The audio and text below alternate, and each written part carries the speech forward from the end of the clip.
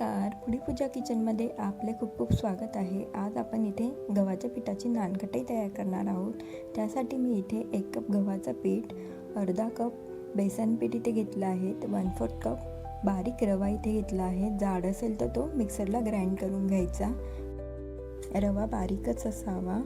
आता मी अर्धा कप एवढं साजूक तूप घेतलं आहे, पाऊण कप पिठी साखर घेतली आहे.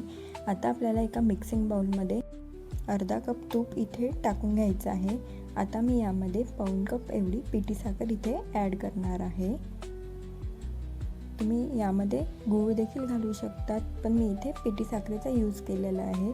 आता विस्कलच्या मदतीने हे छान मिक्स करून घ्यायचं. या मिश्रणाला आपल्याला खूप जास्त फेटायचं आहे, 3 ते 4 मिनटं.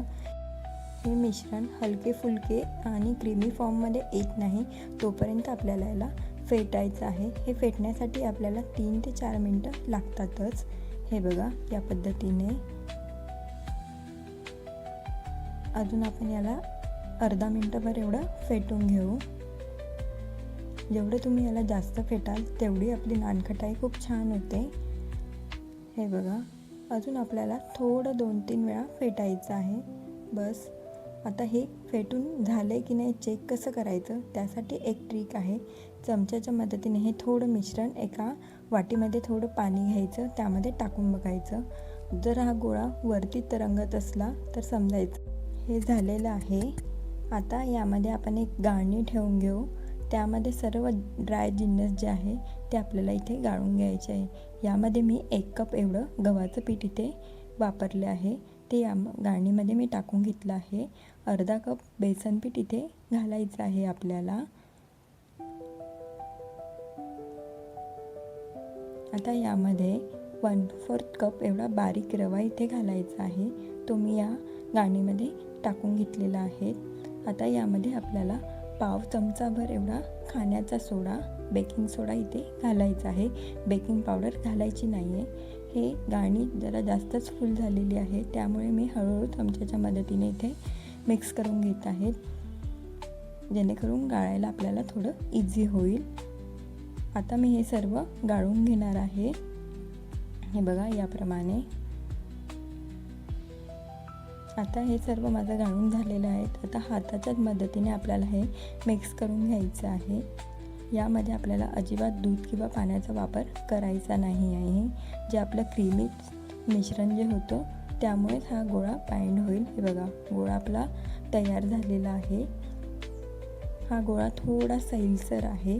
सध्या उन्हाळा आहे, त्यामुळे याला आपल्याला 15 मिनिटांकरता फ्रीजरमध्ये ठेवायचा आहे, त्यामुळे तो थोडा घट्ट होईल. हे बघा, एक आता आपल्याला आप्पे पात्र इथे घ्यायचं आहे. आप्पे पात्र निर्लेपचंच असावं, बिडाचं घ्यायचं नाही आहे. याला मी तूप लावून घेत आहे. हाताच्याच मदतीने इथे लावून घेत आहे. ब्रशने सुद्धा लावू शकतात, मी इथे हाताने लावलेलं आहे. या पद्धतीने. आता हा 15 मिनिटानंतर गोळा अगदी रेडी झालेला आहे. आता एक मेजरमेंट आपल्याला फिक्स घ्यायचं आहे. मी इथे माझ्याकडे हा छोटा चमचा होता, त्यामध्ये मी एक गोळा इथे टाकून घेत आहे, जेणेकरून आपल्या नानखटाई जी आहे ती अगदीच दिसायला सर्व सेम दिसतील. हा गोळा आता मी काढून घेणार आहे. याला आपल्याला असा गोल असा शेप द्यायचा आहे हाताच्याच मदतीने. हे बघा, याप्रमाणे गोल करून घ्यायचा, थोडासा प्रेस करायचा आणि विस्कलच्या मदतीने यावर थोडी अशी डिझाईन तयार करून घ्यायची आहे. हे बघा, डिझाईन आपली रेडी झालेली आहे. खूप छान अशी डिझाईन झालेली आहे. तुम्हाला जशी पटेल तशी तुम्ही डिझाईन करू शकतात. आता मी हे सर्व आप्पे पात्रामध्ये इथे टाकून घेत आहे. दुसरी देखील मी तुम्हाला इथे करून दाखवते. थोडा गोळा घेऊन या चमच्यामध्ये टाकून घ्यायचा. मेजरमेंट आपलं फिक्स होऊन जातं, त्यामुळे नानखटाई खूप छान आणि सेम दिसतात. हा गोळा आता इथे मी काढून घेत आहे. याला आपल्याला हाताच्याच मदतीने गोल असा शेप देऊन घ्यायचा आहे. थोडंसं प्रेस करून घ्यायचं हातानेच. विस्कलच्या मदतीने यावर थोडी अशी डिझाईन करून घ्यायची. हे बघा, याप्रमाणे. मस्त आपली डिझाईन रेडी झाली आहेत. याप्रमाणे सर्व नानखटाई मी ते रेडी करून घेतलेल्या आहेत. यावर मी थोडे पिस्ता आणि बदामाचे तुकडे इथे टाकून घेतलेले आहेत, त्यामुळे नानखटाई आपली अजून खूप छान दिसेल. बाकी उरलेल्या पिठाच्या देखील मी नानखटाई इथे रेडी करून घेतला आहेत. तवा आपल्याला 10 मिनटं अगोदर प्रीहीट करायला ठेवायचा आहे. तवा शक्यतो आपल्याला लो फ्लेमवरच ठेवायचा आहे आणि जी गॅसची सगळ्यात लहान शेगडी असते त्यावरच याला ठेवायचं आहे. आप्पे पात्र मी इथे ठेवून दिलेले आहेत. हे आपल्याला 20 मिनिटांकरता बेक करून घ्यायचं आहे. 20 मिनिटांनंतर बघू शकता तुम्ही फुगलेली आहेत, काचेतूनच आपल्याला दिसत आहेत. मी तुम्हाला बोटाने देखील टच करून दाखवते. अजिबात ओली वगैरे राहिलेली नाही आहे. थंड होऊ द्यायचं याला 1 तासभर. नंतर या नानखटाई सर्व इथे मी काढून घेतलेल्या आहेत एका बाउलमध्ये. एकदम मस्त अशा नानखटाई आपल्या रेडी झालेल्या आहेत. अगदी अशा खुसखुशीत आपली ही नानखटाई रेडी झालेली आहेत. हे बघू शकतात तुम्ही. मी तुम्हाला इथे दाखवत देखील आहे. एकदम मस्त अशी आपली ही नानखटाई रेडी झालेली आहे.